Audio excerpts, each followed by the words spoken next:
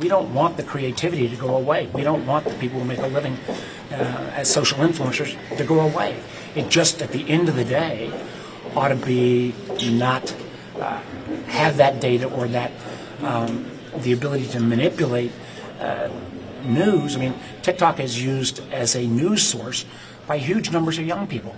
Do we really want, in an age of AI, that kind of power given to an adversarial nation? We've already seen, the power of their, and I think, frankly, TikTok's over-the-top lobbying tactics, trying to flood congressional offices with calls, soliciting information from Americans, getting that personal data in terms of their zip codes, and then, turning that into a political operation, backfired.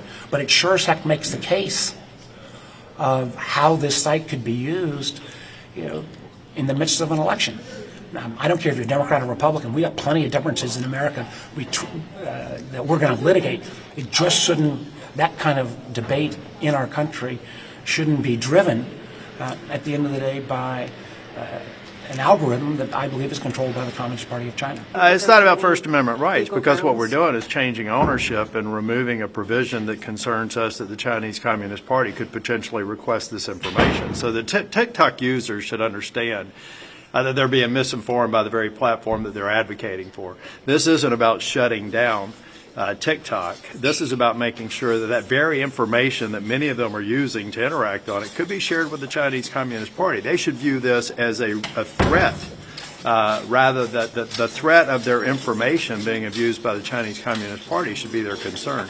Not that we intend to shut down TikTok. I don't think that that's going to happen, and I think it's disingenuous of the TikTok leadership to concern people. I've seen some of the ads or the interviews of people crying, thinking that it's going to end. I just practically don't think a business enterprise like TikTok in the United States is creating so much value. It's just not going to be shut down.